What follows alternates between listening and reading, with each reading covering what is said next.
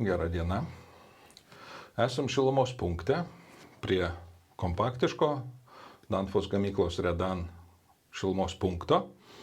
Vilniuje vystoma nuosavų namų renovacija, juos jungiant prie šilumos tiekimo tinklų. Štai mes čia ir turime šilumos punktą, apie kurį pakalbėsime. Pats šilumos punktas, jis yra nedidelis.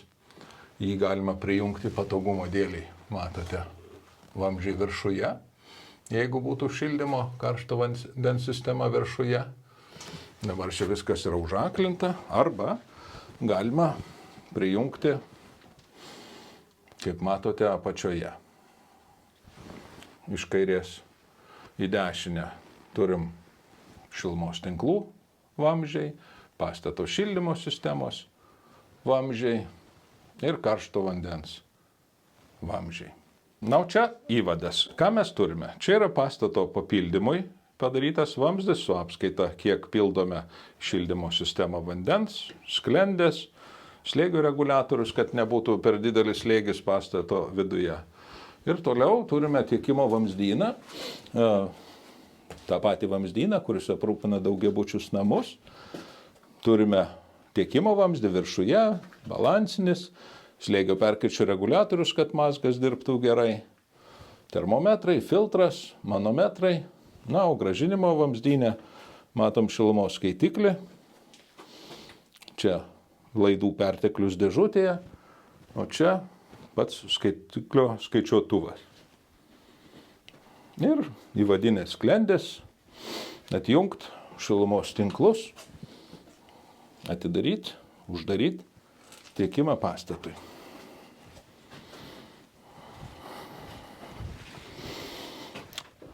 Dabar pasižiūrėsime į šilumos punktelio vidų.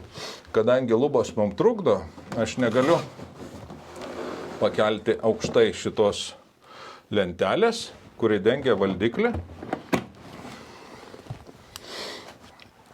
Už šios lentelės mes turime valdiklį šildymui valdyti.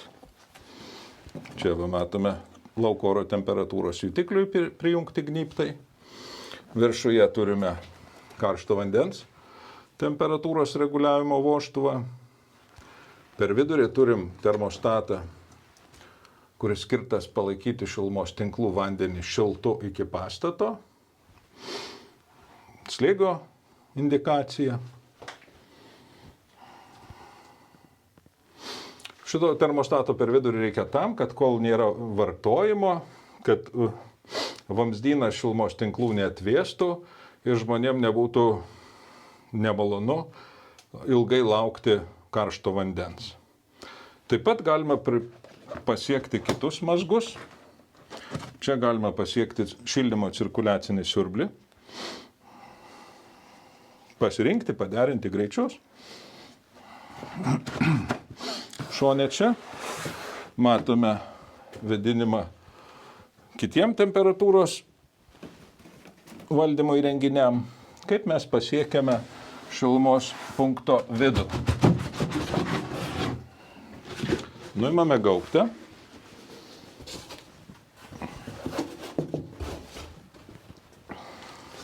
Dabar galime pasiekti siurblį.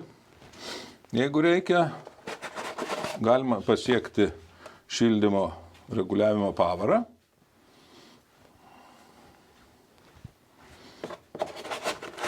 Čia yra šilumos mazgo duomenys. Jeigu yra klausimų, vartotojai gali kreiptis pagal pagaminimo datą, kodą.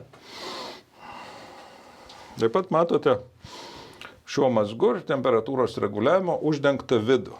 Jeigu jums reikia pasiekti viduj esančius komponentus, tai jūs galite pasiekti karšto vandens temperatūros reguliatorių. Galite. Čia matote, nėra pajungta, nes nenaudojama karšto vandens cirkuliacija, kur galima būtų ją pajungti. Yra šilumokaičio duomenys, galima pasiekti visą informaciją. Ant šildymo vožtuvo mato tokį dirželį su gaminio kodu. Dažnai klausiama, kaip man, kas čia toks daiktas, tai jeigu jūs ko nors ieškote atsargai, remontui, informacijai, ant jo yra kodas, pagaminimo data. Ir pagal tai galima rasti, kas šitoks, kaip jį sužinot plačiau. Uždedant, nuimant šitą gaubtą, atkreipit dėmesį, kad reikia gražiai atsargiai jį patalpinti, kad nežeist impulsinio vamzdelio.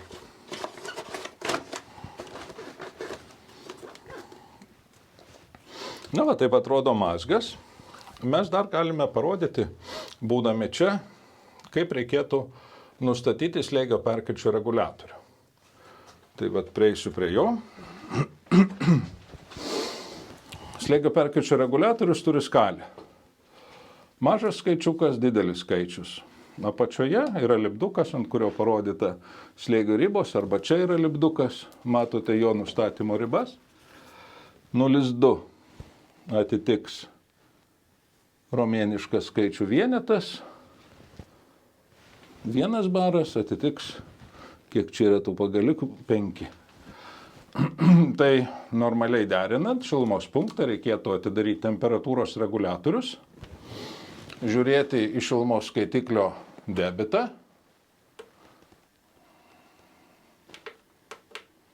Na, šiuo atveju vartojimo nėra, tai aišku atidarytumėm sklendes, paleistumėm debitą ir su slėgio reguliatorium sukdami jį nustatytumėm tokį slėgį, kuris atitiktų projektinį poreikį.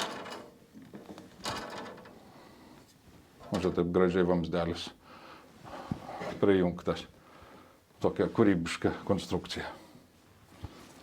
Na va, yra vieta, esant reikalui, šilumos tiekėjai gali atkreipdėmėsi pliumbavimui.